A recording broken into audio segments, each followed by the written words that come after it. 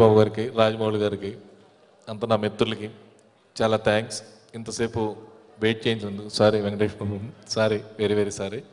అలాగే ఈ cinema responsibility తోటి డైరెక్ట్ చేసిన వివి వినాయక్ గారికి మా ఫ్యామిలీ మొత్తం రుణపడి ఉంటాం. ఎందుకంటే మా అబ్బాయిని హీరోగా ఇంట్రడ్యూస్ చేయాలి అనే ఆలోచన వచ్చింది 4 years 5 years బ్యాక్. అప్పుడే వినాయక్ గారు మీ అబ్బాయిని నేను లాంచ్ చేస్తానండి, మీరు నన్ను లాంచ్ చేశారని చెప్పి ఆఫ్టర్ 5 years తర్వాత 1 year ఈ కథ మీదే కూర్చొని ఇంకో సినిమా డిస్కషన్ కానీ ఇంకో కథ లేకుండా నా ఒక్క సినిమా ఈ కథ మీదే కూర్చొని బెల్లంకొండ శ్రీనివాస్ని ఇంత పెద్ద స్థాయిలో ఆయన డైరెక్షన్లో ఈ సినిమా చేయడం నిజంగా నా అదృష్టంగా భావిస్తున్నాను.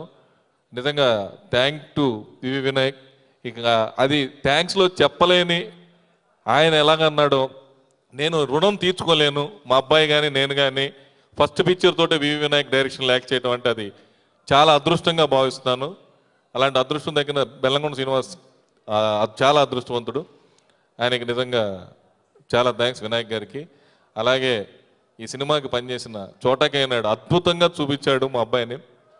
థ్యాంక్స్ టు చోటా గారు. అలాగే మంచి మ్యూజిక్ ఇచ్చిన దేవి, ఈ సినిమాకి మంచి ఆర్ట్ సెట్లు వేసిన ఆర్ట్ ప్రకాష్ గారికి, ఎడిటర్ గౌతమ్ రాజు గారికి, గోపి మోహన్, అలాగే మంచి కథనిచ్చిన బాబీ, కోనా వెంకట్ గారికి నా హృదయపూర్వక కృతజ్ఞతలు తెలుపుతూ మీ అందరితో సెలవు తీసుకున్నాను. Thank you.